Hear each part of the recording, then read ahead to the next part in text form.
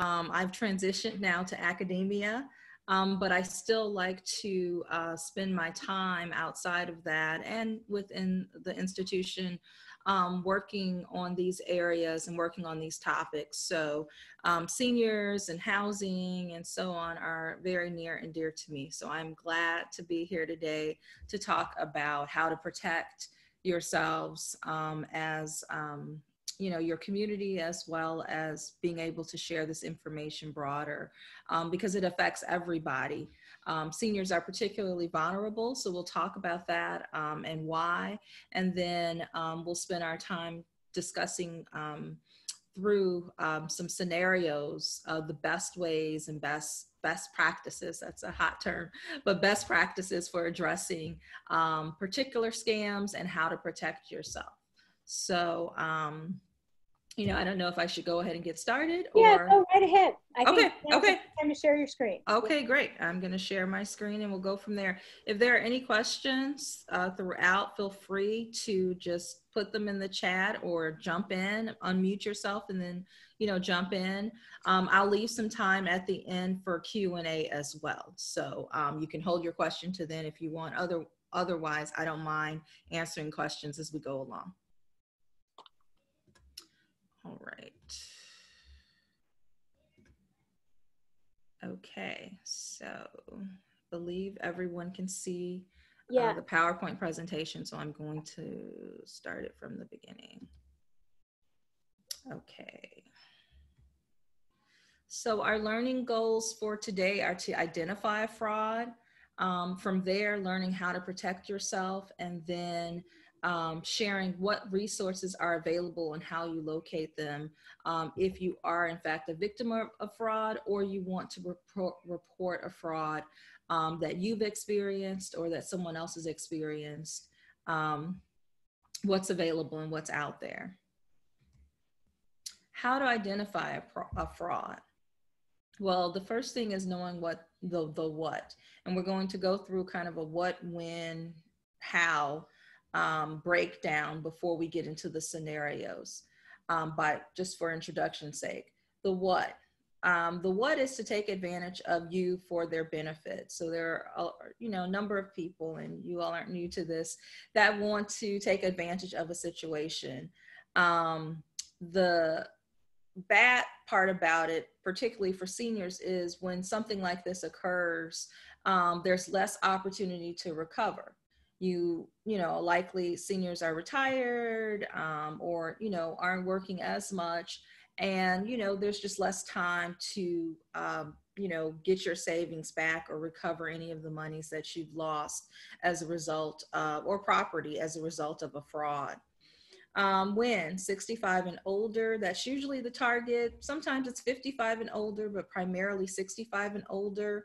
Often a fraudulent situation or scam shows up with urgency and immediacy. So the scam artist will say, "This is urgent. I need you to respond now," or "The situation is urgent," and take advantage of that.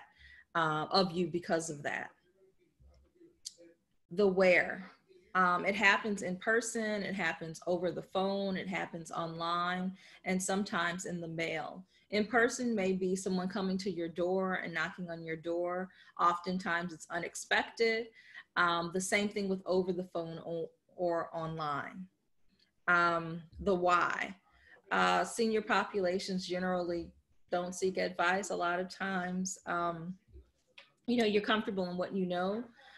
You want to keep your affairs private. And if there is something that comes up that's questionable, oftentimes you don't want to be, we've seen that seniors don't want to be burdensome and, bother someone with, a particular issue that they may have. And sometimes they just don't know, you don't know where to go. So that's why this is particularly egregious, because, you're often taken advantage of for those reasons. So how do you identify fraud? Financial transactions are where we see them happen most, but they're also in reference to legal documents, particular loans and transactions of that nature. contractors, someone coming in your home to provide a service. And there are other ways that we'll talk about going forward. Okay, so our first scenario, what would you do? You have a leak in your roof and call a contractor to come and look at it. Riley and Sons give you an estimate for $2,500 and tell you it's a good deal for such a big leak. You agree to hire them, but they ask for full payment up front. What would you do? So anyone, any participant on the Zoom call is welcome to share what you would do in this situation. And then I have some best practices or best ways to protect yourself in the next slide that we'll talk about. Yeah, this is Ken. Hi, Ken. According to a city ordinance, I believe a contractor is required to give you a written estimate that describes the work. Okay. Okay. So that's one thing that you've identified. It should be in writing. If they don't give you a written estimate, you should write down the estimate. It doesn't have to be formal and typed, but it should be something in writing. Anyone else?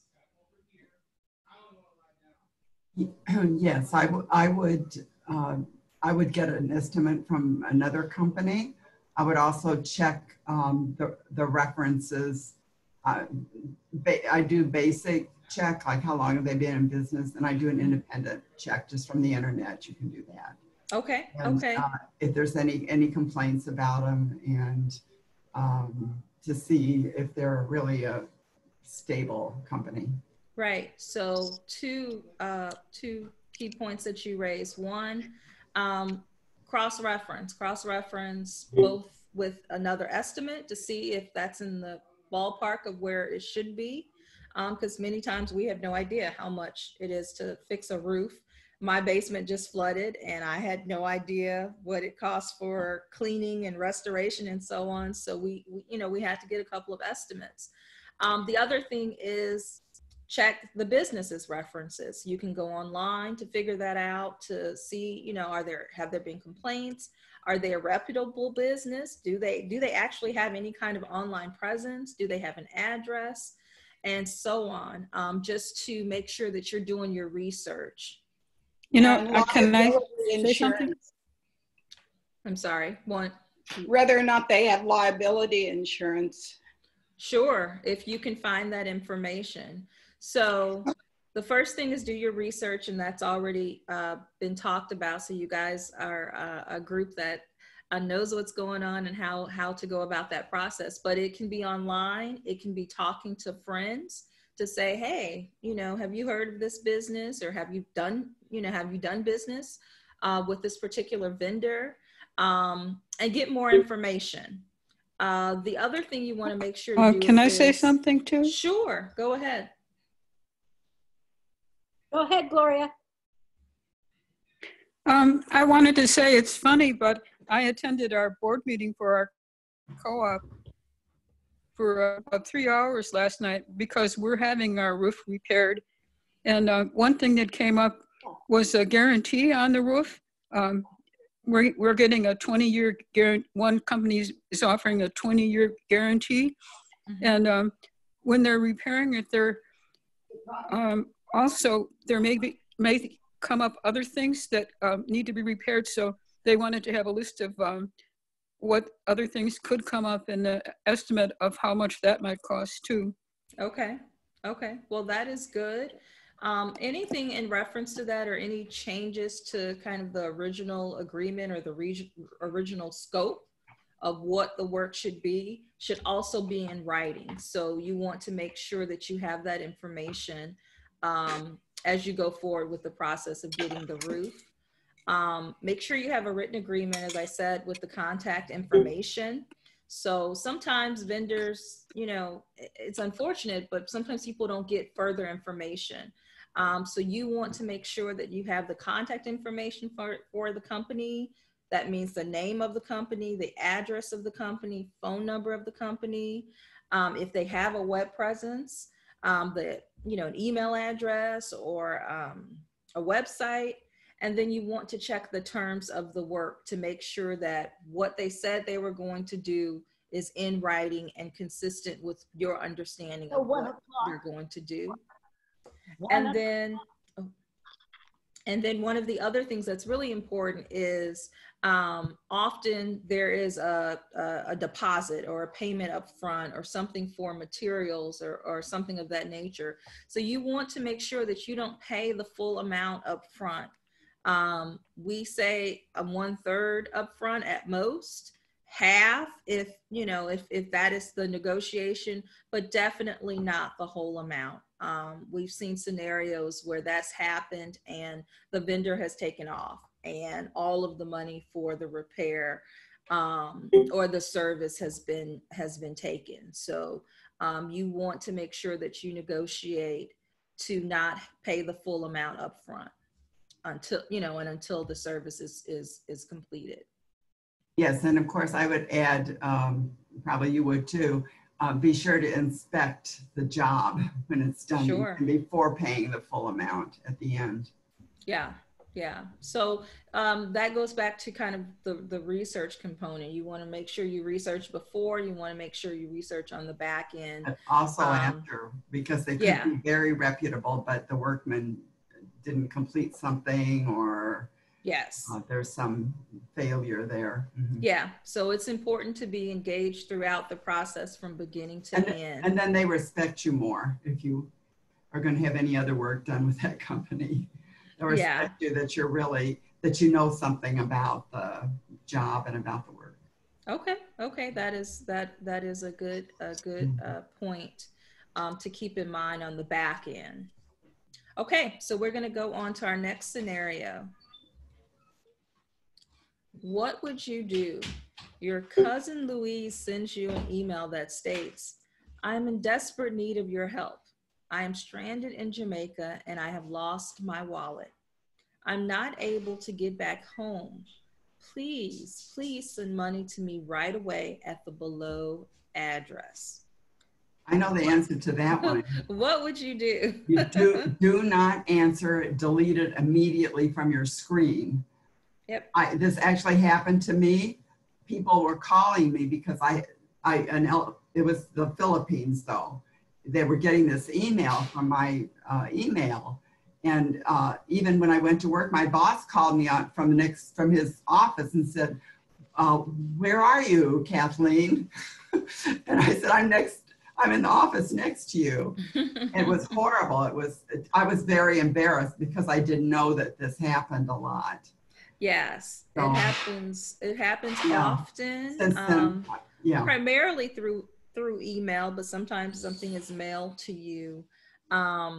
But there are probably several people on this call that have experienced it. I've personally experienced it as well. So, there are certain red flags. A red flag, like I said earlier, is urgency and immediacy. Desperate need of help. It's now, send it to me right away, that kind of thing.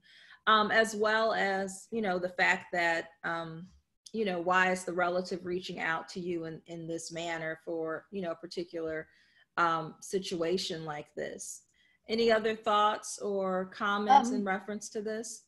Danielle, I would say that this has been happening with emails in this form for so long now. Yes. Now, that doesn't mean that everybody has gotten one and everybody has seen through it. But the bit about having lost their money and the travel, it seems like those two elements are in all these appeals. Yeah. And it seems that it's so normative now, but sometimes people still forget. I suppose. and get taken advantage of in these situations. So it's important, and I'll go on to my next slide of how to protect yourself. If in fact this situation occurs and you think maybe, possibly this could be legitimate, you want to contact family members to see in this scenario. Okay, go ahead. This actually happened about a year ago, and there were 4 or 5 people that I know that actually went in and were buying the cards to send. Mm-hmm. And the people at a drugstore and at a grocery store, the attendant said, "Are you sure this is for real?" And 2 people actually sent the money. Yes, it definitely happens. And it was $200. Yes. And it was for my niece. I don't even have children, let alone a sister who has children. So, okay. So is it Terrell? Terry. And Terry. one person, when the attendant at the grocery store said, "Are you sure you're trusting this?" She said, "Oh yes, he goes to church all the time." She actually was handing over the money, and then she thought, "Oh my goodness." Yeah. So, I mean, people do swindle and are taken. Yeah. This is a very common one, and yet the warning has to be repeated over and over. Yes. As I remember, Terry, there were a couple of fairly sophisticated people who should have known better. Yes. And not only that, they said, "Oh, but it looked like your email." What this person had done was mimic my email address. And there is a way in some systems where he could develop my email, and whatever came to my real email went to him. And so Martha Norrish is a geek girl. She figured it out, and we had to shut down my email and start all over again. He had figured out how to forward his email to another email address that looked very much like his. Yeah. So you want to make sure to, in this scenario, contact family members to investigate if this in fact was true. In your situation, Terry, I would advise whoever received the email to reach out to you and say, "Hey, your niece asked for this particular gift." So that's the first thing, is really to investigate and verify the information with whoever is involved. If it's a family member, if it's a friend or what have you, you want to do that just to confirm, because I don't want my money just going anywhere. And as helpful as you may want to be, these are the types of situations where people take advantage. If in fact it is true, you make arrangements with the family to address the situation, and you don't send anything in the mail. So if someone's out of the country, you reach out to family members to figure out how are we collectively going to address this, but you don't send the money in the mail. You don't provide bank information or give credit card information through the mail. And for the most part over the phone, but we'll talk about kind of the nuances of that later. But as a rule of thumb, that, these are things that you do not do. And a lot of times it's just to get access. I'm sure, I don't know in how exactly things transpired with Terry's situation, but the person was trying to get information, trying to get the money, but also trying to get access. And a lot of times they get your emails and get certain information from there and are able to maneuver through different types of online mimicking, as Terry said, situations. So you have to be very, very careful. Sometimes it's not just about the money, it's about your information as well, or your email address or something along those lines. Yes, and as a matter of fact, that same thing with me. These emails all went out in my name, and my friends, some of them called me, and also my working colleagues, which was to me a terrible embarrassment. And I had never heard of this scheme before, but my email was hacked, and for a couple of weeks, all my emails were disappearing, and everything I had saved disappeared permanently. And fortunately, we had a Hyde Park tech whiz that came in and fixed it for me. So I didn't even have to change my email number address. So I was happy about that. Okay, that worked out well. Yes. I'd like to follow up on Terry's situation. So if somebody had wanted to check and had written back to Terry, that email would have gone to this other person it was redirected? Is that what I was understanding you to say? Yes, it wouldn't have actually come Mm-hmm. to me. Okay. Okay. Yeah, So that is scary. Wow. Wow. So better that somebody tried making a phone call. Right. yeah, a phone call. The other thing is that, you know, your group, your organization, it's fine to reach out to Barbara or, you know, the executive directors and the leadership there to say, hey, this just occurred. I just want to check. I did reach out to, you know, send an email to Terry, but I just want to follow up on it. So now that you're aware, certainly, you know, you can think about the different ways to address it, because yes, if it was redirected to that same account, then that might be problematic, but it's necessary to have a larger conversation, and through your organization, I think that's certainly a way to surface it and then see what response you get back. Okay. Scenario number 3. Your niece has been helping you organize your affairs. Last month, she downloaded a power of attorney and told you you should sign it and make her your power of attorney. You've not had a chance to look at the document, but every time you talk to her, she asks if you signed it yet. What would you do? Ooh. First of all, I would take a very close look at the document. Mm-hmm. Okay. What else? Any other thoughts? Yes, I would probably. Lawyer would. Okay, I heard contact the lawyer. I would probably say, sit her down and say, I'm sorry, I don't want to give a power of attorney to anyone. Okay. At this time, but thanks for thinking of me. Okay. Thanks for trying to help, because I wouldn't want it.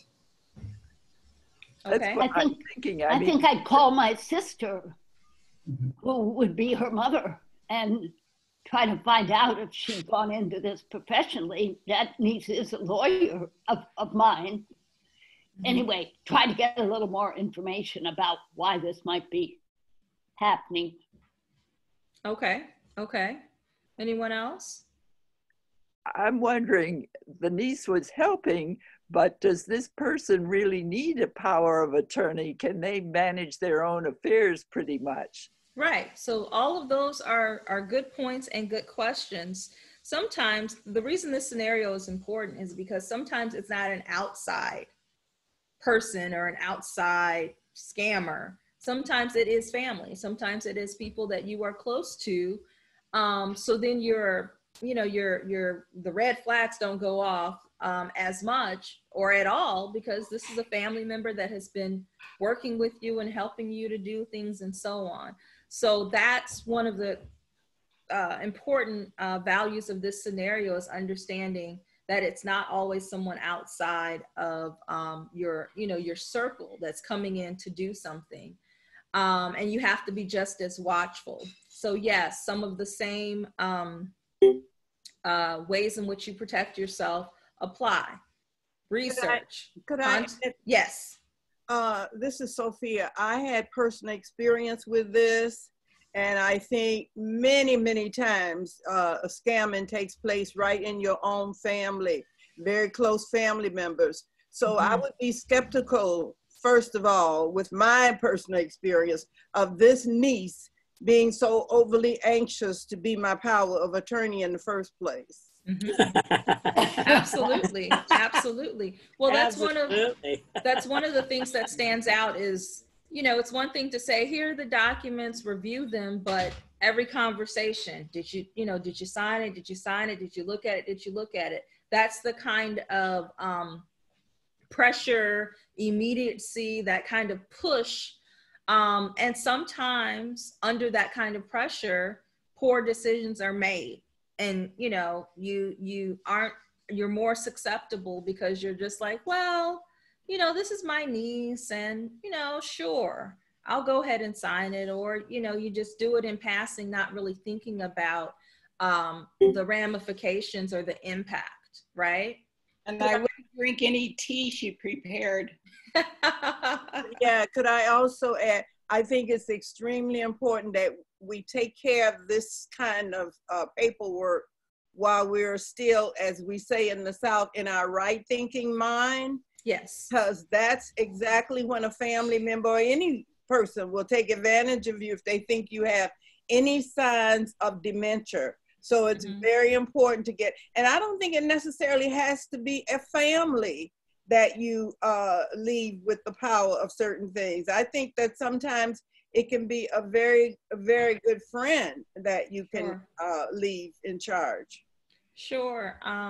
So the first thing is to contact a lawyer or someone to help you with the documents. If you should never sign anything that you're not familiar with and that you don't really understand. And then if you do visit a lawyer, you should visit a lawyer on your own, not with the niece, because a lot of times there's undue pressure with the niece being in the presence, in your presence when you're trying to make a particular decision.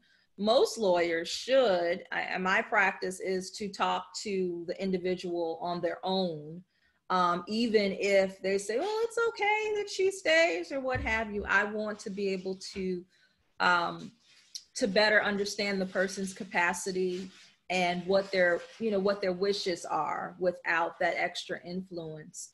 And like I said, don't sign any document if you need more information or if you feel that you are under pressure. So you could tell that directly to the niece, you could contact her mom, whatever whatever means in which you want to do that. But you should not, sign any document. And to your point about a family member versus friend, I think it's important to think about who would be in the best position to make decisions on your behalf. So that may not be a family member, that may be a friend. Sometimes family members are a little too emotional and unstable or what have you. So it doesn't, you raise a good point. It doesn't always have to be a family member, but it would be who, would be of the right disposition and mindset to be able to make those decisions, when it may be difficult, and sometimes when it may require, making a hard decision. So who's most capable of doing that?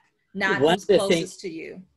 One of the things that Barbara and I we're doing this now, but taking into consideration based upon her attorney, is how close are they to your own age? Mm-hmm. And you want to get somebody who is somewhat younger than yourself to take over. Yeah. Well, and the thing is, that is one factor. In addition to, I always tell clients to make sure that they have successor folks. So if something happens to one person, then I have a backup person.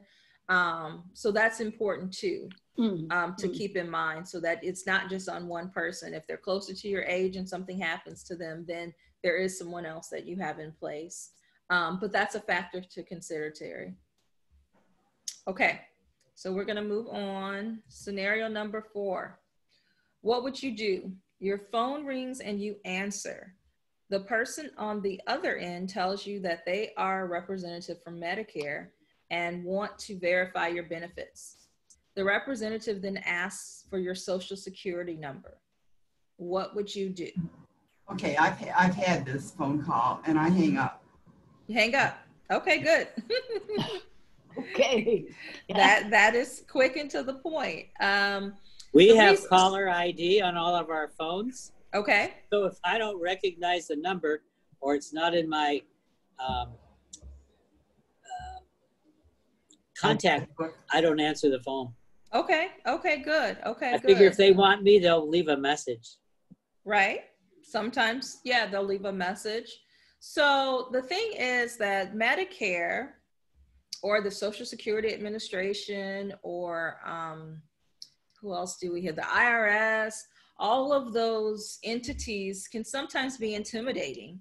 And people assume, oh, wow, you reached out to me, you must be legitimate. This representative must be legitimate. But that is oftentimes not the case. It's rare that the IRS just calls you randomly. That just doesn't really happen. Medicare either, it doesn't really happen. They're usually reaching out to you via mail for you to give them a call, in reference to your particular, your particular issue or what you're trying to, to address. And that's just a rule of thumb. If it come, if you didn't ask for it, or if, you weren't seeking it, certain information, then it typically, if it's coming into you in that way, it's typically some kind of scam or opportunity to, to take advantage of you. It's true with your bank and your computer service too. Yeah, absolutely. And sometimes it's like the vacation scenario. I share this with, it's not on here, but I share this with people where it's like, hey, you won this great vacation and to Vegas for 4 weeks. You don't have to pay anything. And you're like, yippee, this is great, 4 weeks in Vegas. And then as you get through the conversation, eventually it gets to, oh, well, we need your bank account information and it'll just be one payment just to confirm your ticket or confirm your stay for $39, So, and it's a great thing, right? But it is something that came to you that you didn't seek, you weren't looking for, and can ultimately cause you harm beyond just that $39. Because you're giving over your account information and so on. So that's just something, kind of a rule of thumb to keep in mind. Did I ask for this or did it come to me out of the clear blue sky? And thinking about whether this is legitimate. But no matter what, you don't give out your social security information over the phone. Hang up the phone, as was stated prior to. If you have caller ID, write down the information and report the scam to Medicare. If you know the entity that they're claiming to represent, that often is helpful so that they can continue to track this information and know who's doing what. So that is something to kind of keep in mind with Social Security, IRS, Medicare, any kind of insurance, Blue Cross Blue Shield. They're not reaching out to you in that manner. And if it is something that you're considering, take down their information before you give out, and don't give out your information. Take down their information, then call the number back. Oftentimes you'll call the number back and you'll realize that it's a scam. Or you can call Medicare and say, hey, this person reached out to me. Is this someone that works for you? Is this a number from your company? To just verify if there's something that's coming up. I had a situation where the person said, oh, your bank card has been compromised. And we want to know, we're trying to help you. We don't want to get the police involved. And, you hear police, you're like, oh my gosh, I don't want to go to jail, or I don't want this. And it was really, I do this work, so it wasn't convincing to me, but I listened to it and I could see how someone could feel under pressure, could feel stressed, and not wanting to have any scenario with the police or anything like that. And then in fact, turn over information in that situation. So, again, it's something to be watchful of when you receive these calls, because as savvy as we may be, there are still situations. Scammers try to get better and are always looking to figure out what would be a more convincing, compelling scenario. So you really have to be on guard all the time in terms of thinking about, wow, is this a scam? And how do I figure out, the best way to protect myself or address this situation? Could Danielle, Go ahead. Just had a message left by Medicare. Okay. And they were going to have told me something important. They have my name, tell me something important about my benefits. And they gave me this whole long number to call back. Okay. So I actually erased it, but initially I was, well, you're fearful when something as important as your Medicare program or Absolutely. It might be in jeopardy if you didn't find out this information. I mean, I Right. still find myself getting uptight about such a call, even though it had some odd characteristics about it. Yes. But at least I wouldn't have picked up the call, which is why they left a message, because I didn't know the free I don't know what it was, 866 or something. Yeah, I think that they prey on that and take advantage of the fear of benefits of the IRS, of the police, of, you know, these types of organizations, companies, and so on, because you don't want to lose your benefits. You don't want there to be a problem. You don't want these issues. So that is a way that they can get in to you, but you handled it well by not answering in the first place, but also, you know, listening to the message, and you know, and not making any further moves. Medicare will definitely, if this was legit, they will send you something in the mail to say, we need to have a conversation about your benefits. You could also not call that number, but Medicare has a number. As a number, and call them and say, I'm inquiring, I received this call and from this number, and I want to know if there is an issue. Go directly to the source to find out what, you know, what's going on, and they will tell you, no, there's not a problem with your account, or there's not a problem with your benefits. That is a scam. Typically they take down the information because they want to track this. So if you actually talk to them, I mean, there's no real way that you can get them to legally or legitimately prove to you that they are really Medicare. Yeah, I wouldn't try to do that over the phone with the potential scam artist. I would go directly to the source. And have a conversation, because that, again, that is you reaching out, not them coming into your space or your circle, your world. You know what I'm saying? So oftentimes, again, the rule of thumb is, if you reach out, that's one thing. If they're reaching out to you, typically it could potentially be a scam, and often is. Could I also add, I think I've learned how to block numbers that I no longer want to hear from on my iPhone.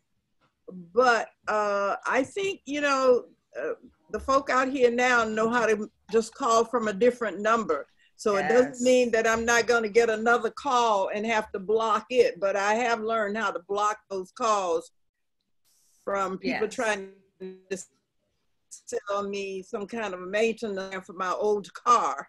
And I'm not interested in it. So there's a way to block calls. Yeah, and like you said, it may stop for a while. And there's, you know, there's legislation, there's work on trying to prevent these calls and stop, you know, but it rarely goes anywhere, or is not as effective as it needs to be. So scam artists are always looking for new ways and new strategies, new numbers. Like, they don't stop. So you have to be just as persistent with protecting yourself, because that is what they do. That's what they live, they breathe, they drink, trying to take advantage.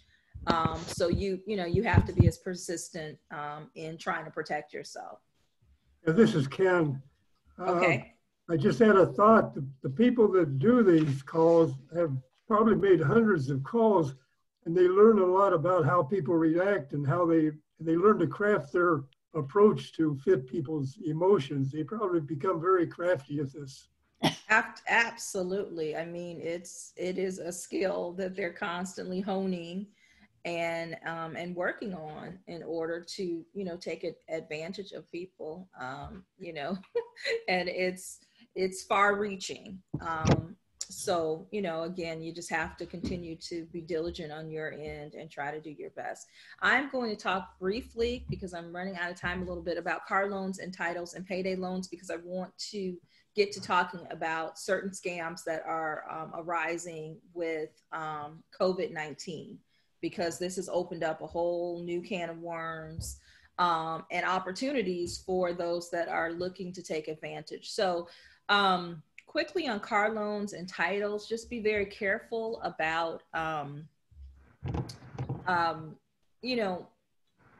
getting into situations that you don't fully understand.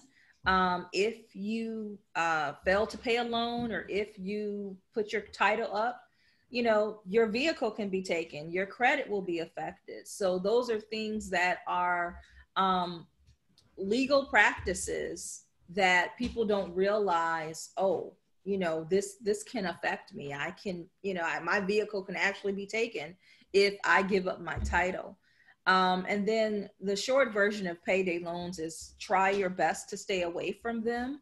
Look for other ways. And I know that sometimes, it gets very difficult, and this is the only, or in your mind, the only way that you can address a situation. But typically the fees are so much, 100, 300 times what it should be.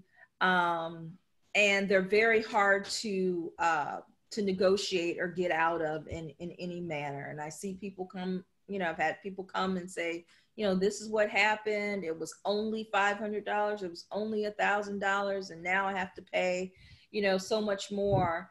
And they won't renegotiate. Well, the agreement was signed, so they don't have, they aren't required to do that, to renegotiate. So it's better to try to figure out what other options are available, than to get into those situations, if at all possible.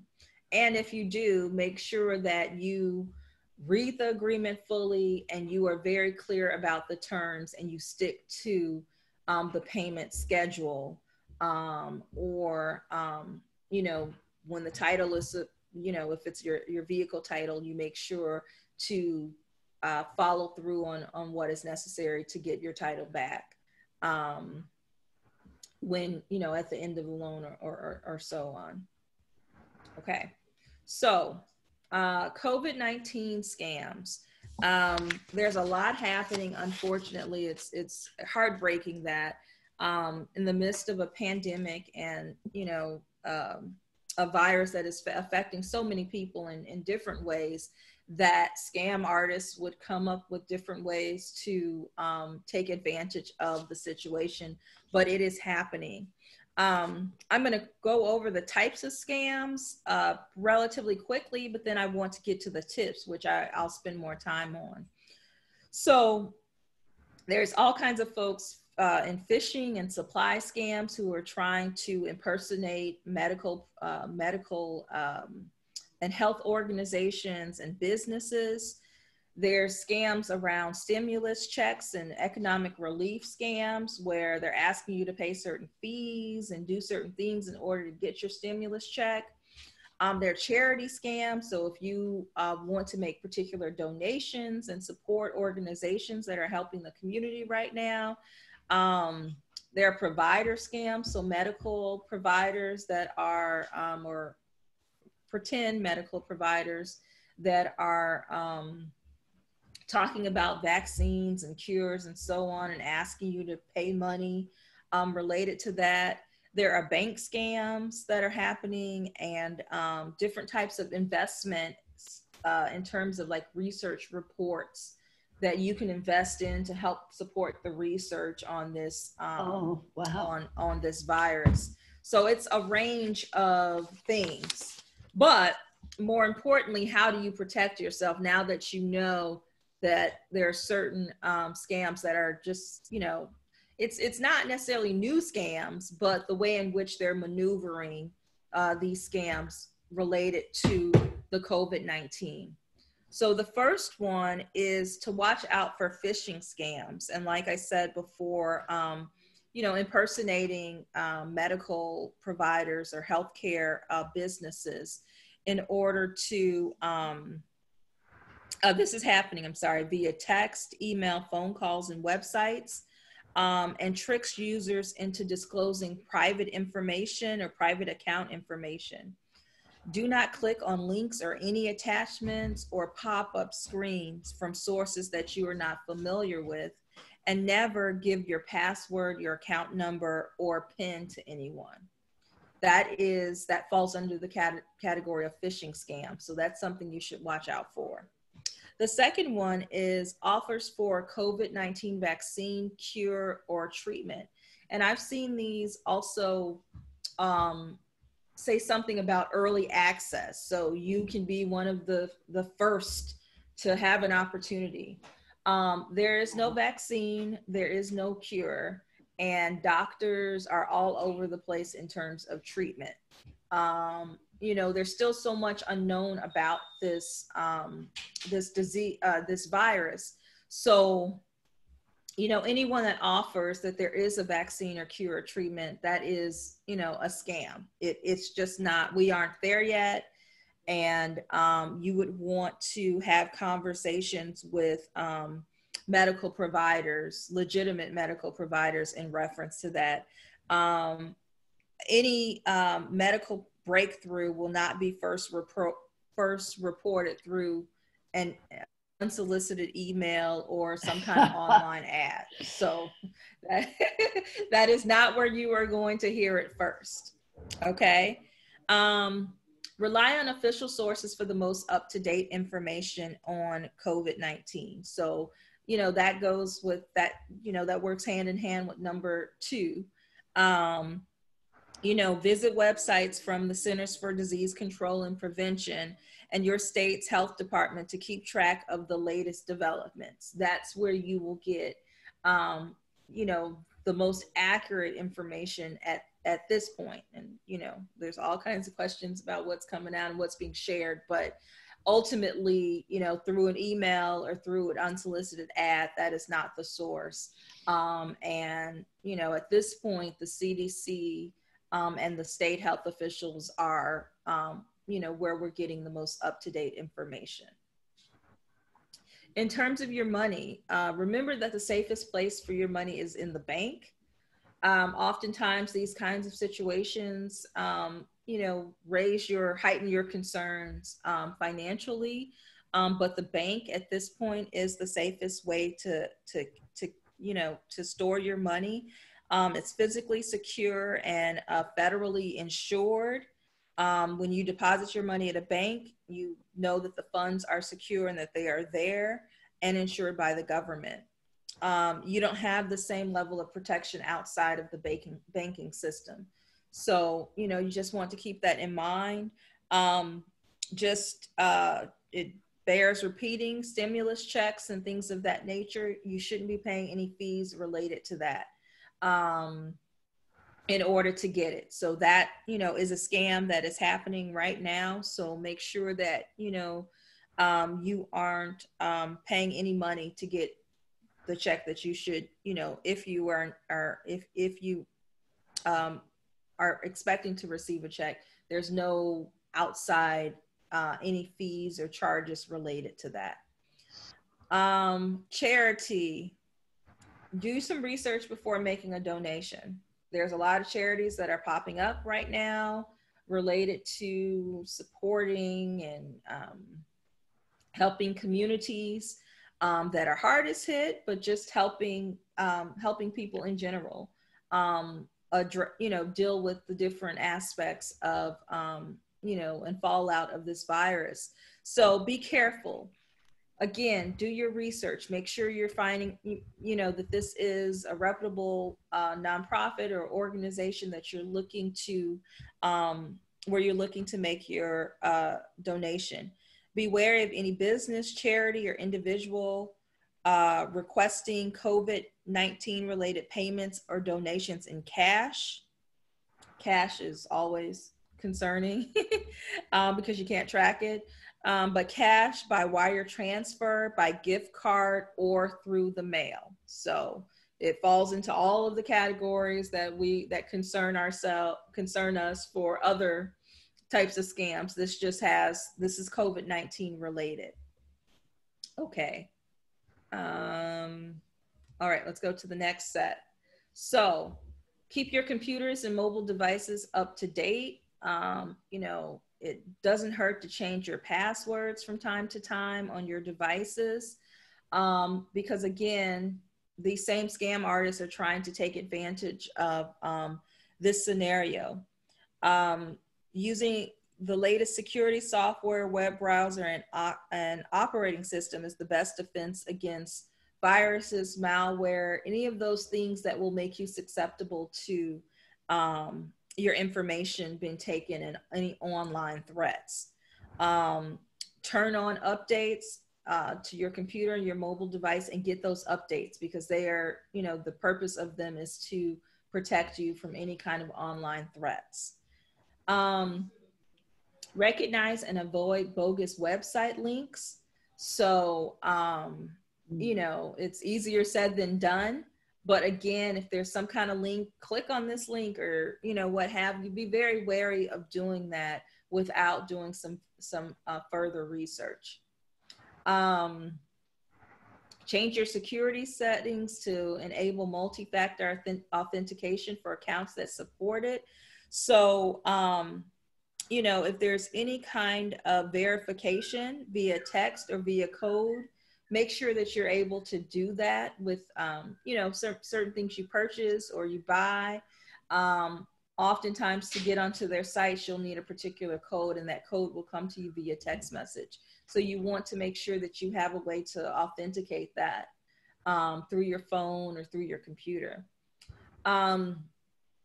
Before you make any investments, remember the high potential for fraud right now. And again, there's this heightened opportunity in this, you know, in this situation. So you should be wary of any company claiming the ability to prevent, detect, or cure corona. Sorry. For information on how to avoid investment fraud, you can visit the website of the Securities and Exchange Commission. I'm sorry. But, you know, again, opportunity to take advantage, and you want to be wary of any company that is talking about prevention, detect, or cure. Okay, and then I wanted to show this text that I saw recently.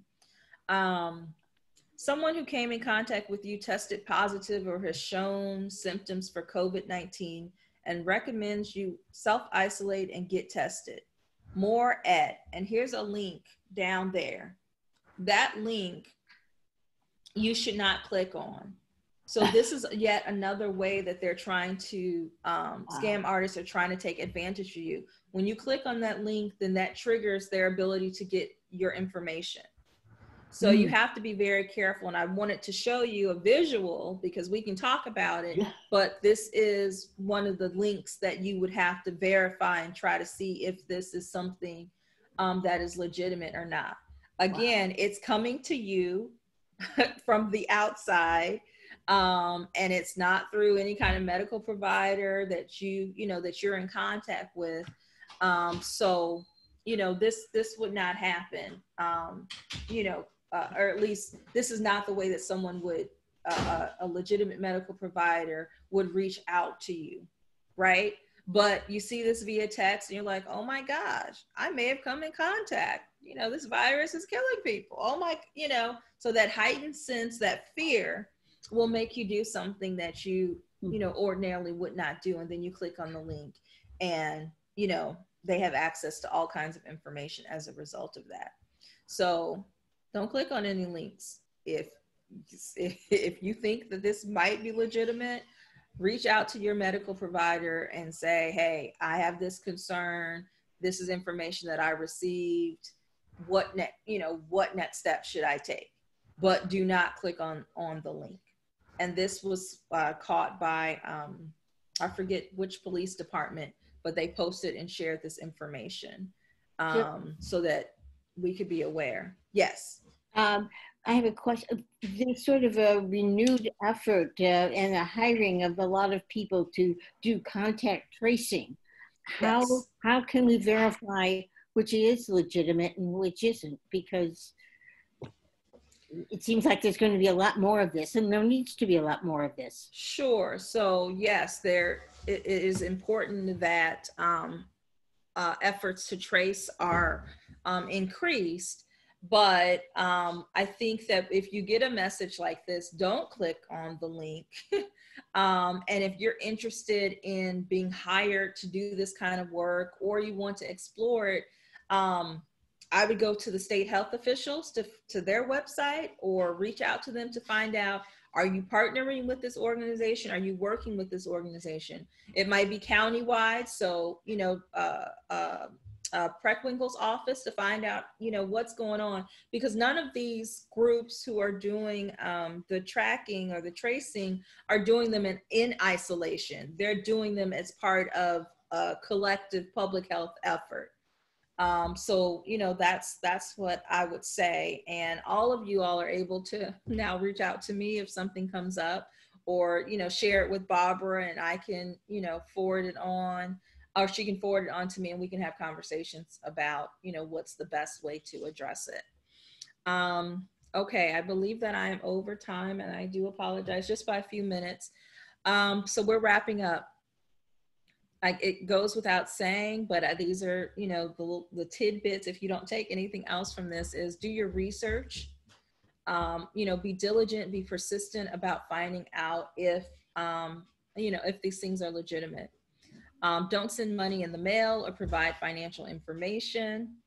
The rule of thumb that I want you all to keep in mind is, if it comes to you and you didn't ask for it, it's probably a fraud. So that, you know, that text message or that phone call, and then hang up the phone. You know, you don't have to be in these conversations. You don't have to answer any call that you are not aware, you know, you are not expecting or aware of who is in fact reaching out to you. Lastly, your resources. The John Marshall Law School Fair Housing Center is available if you have questions, or you are seeking further information. If there's a scenario that you know, are concerned about and you want to share. Federal and state agencies, they all have consumer fraud and different type of fraud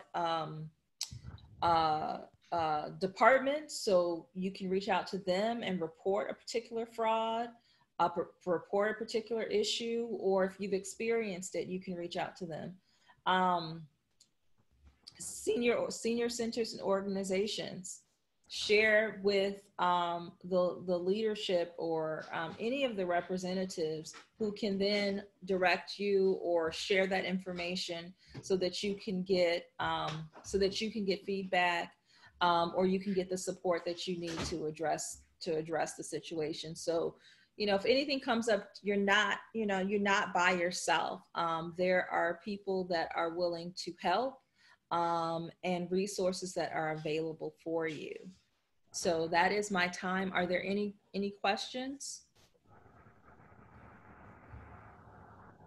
I'm wondering about computers. Sometimes I will get something on the screen. This is not an email message, but on the screen, it says your software needs to be updated. Click here to install. How can you tell if that's legitimate? Is it a software that you've used before?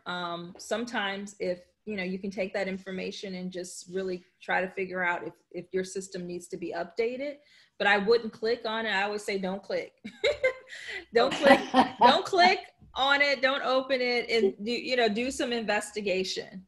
Yes, because you know, some updates might be necessary, but other ones are not, or there's some kind of opportunity for you to be scammed or get your information and be taken advantage of. The other thing I have a question. Sure. I have a question about email. In the last probably couple of months, I've had a few widely spaced emails. One from someone who lives in my building that I never email except if it has to do with condo business. We're only 6 people here. And the other from my brother-in-law, whom I rarely email, especially this sort of thing. And in both cases, they are telling me in one or two, and there may be another third person that I've gotten these from. Okay. Anyway, so an email comes to me and they either give me a link and don't say anything, or they give me a link and they say, "Dear Barbara," and it sounds just like this guy would talk about a political thing. And I didn't open any of these. They looked weird to me, like either didn't say enough or said it in a way that just didn't, it was so out of character that I couldn't believe it. Okay. So I guess what I want to know is, this is a long-standing AOL email address. Mm-hmm. Could somebody have gotten into my address book and have my email addresses? Absolutely, especially because it's long-standing. And if you haven't changed your password within, 30 days or something like that, which is what they say, you should change your password regularly. We sometimes keep our passwords for, 2 years, 5 years. My email password? Your email password. I have Absolutely. no idea what it is. Okay. So, so that is a way, certainly, but I think that the bottom line is that trust your gut. You said immediately, weirdly wide spaced or something like that. And that's a red flag, right? Yes, but sometimes I just tap, and then I think afterwards, oh, I shouldn't have done this. Yeah. So I think more often than not, trust your gut. If it seems odd, unfamiliar, just something, seems strange about it, trust your gut and don't open it. And certainly, don't click the link. And try to recover your password and change your password periodically. Okay. Yeah. That's good advice. Yeah. I'll do that. Okay. I think one more person had a question. Anybody? I think Ellie, you were asking for email. Were you asking for Danielle's email or for everyone's email? Oh no, for Danielle's, and she put it up on the chat. Okay. Good. I was going to make a comment in response to Ellie, and I'd forgotten it, but now I remembered.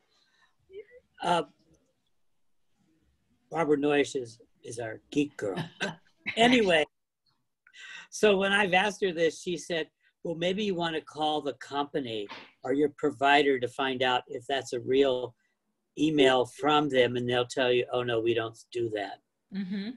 Oh, absolutely. That's part of the research, part of the investigation.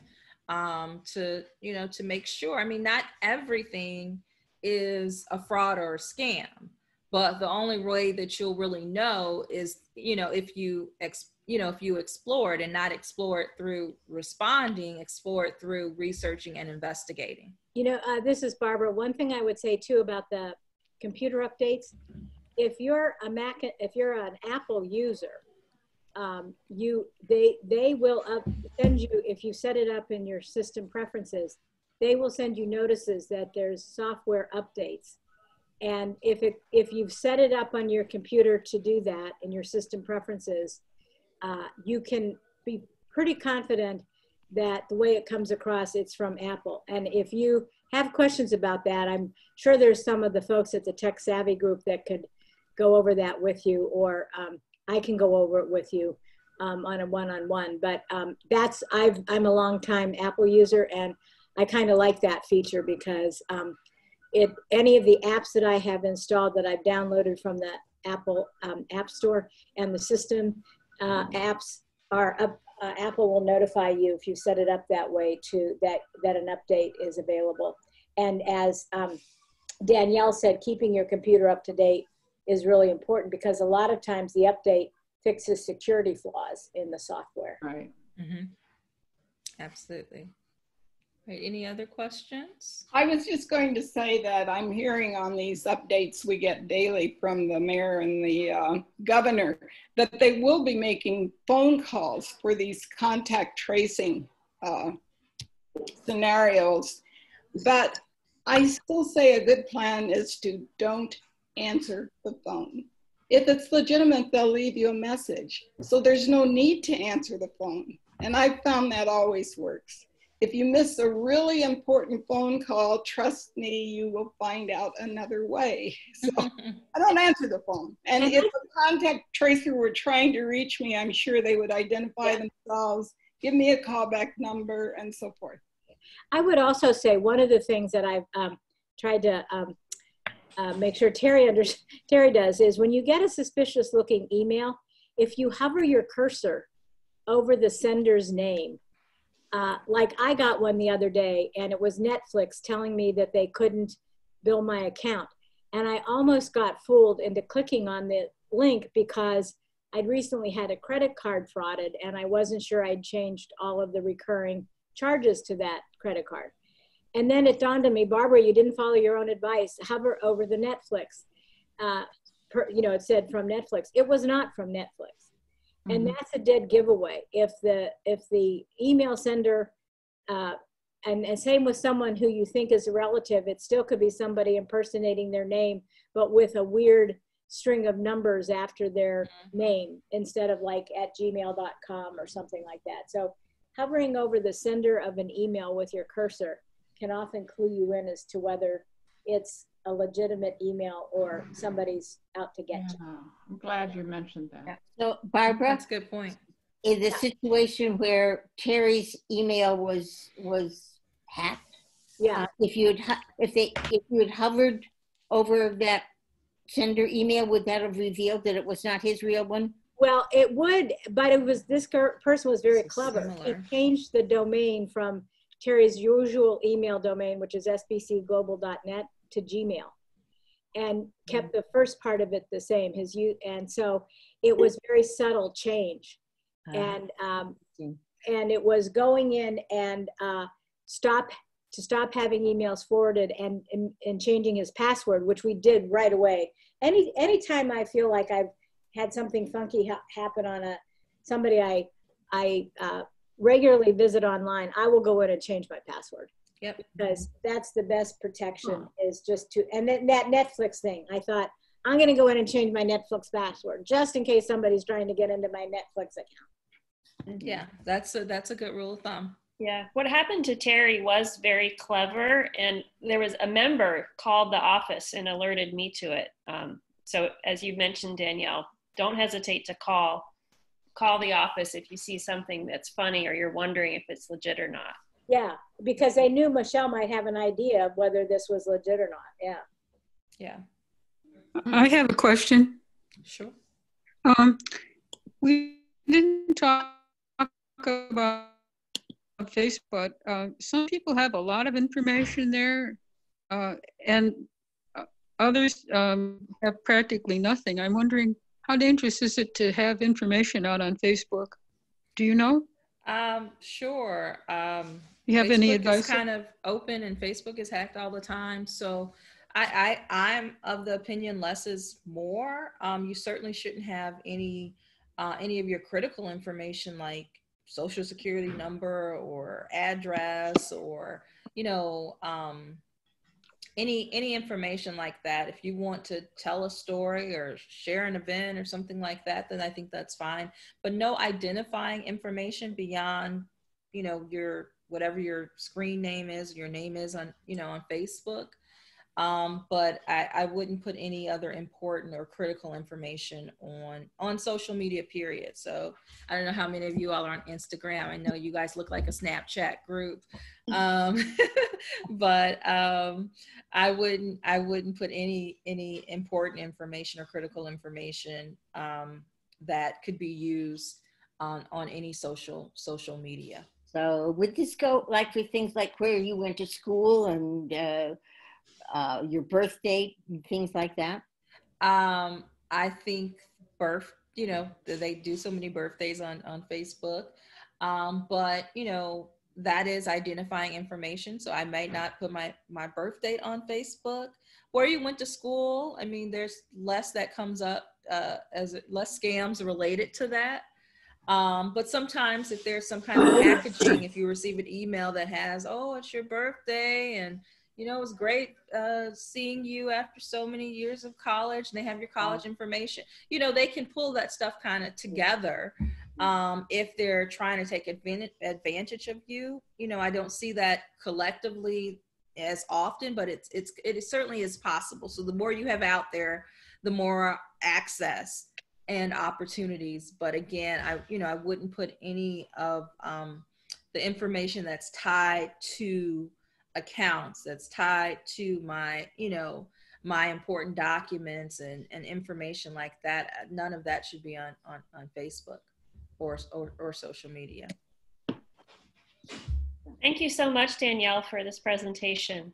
You all are very welcome. Danielle. I'm so happy to do Finally, it. Danielle, we were able to bring this together. We appreciate it. Yes, very much. I am glad, and I appreciate it as well, the opportunity to do it. And if you all have any further questions, please feel free to email me.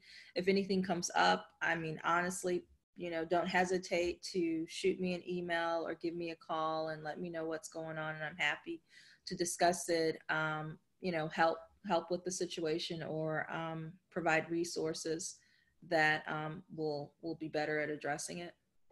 Thank you. And would you send me your slides, and I'll share them with the members? Okay, I definitely will do that. Thank you. Thank you. Okay. All right. Thank you. Enjoy Great. the rest of your Thank day. you. Bye-bye. You are very welcome. Thank you. Thank you. Susan? Yeah. Ooh, I think I left. Yeah. You left, but you're here. No, I didn't leave yet. I haven't. I'm still here. What?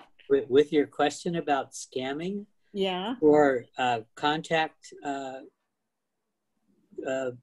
whatever they call them? I see.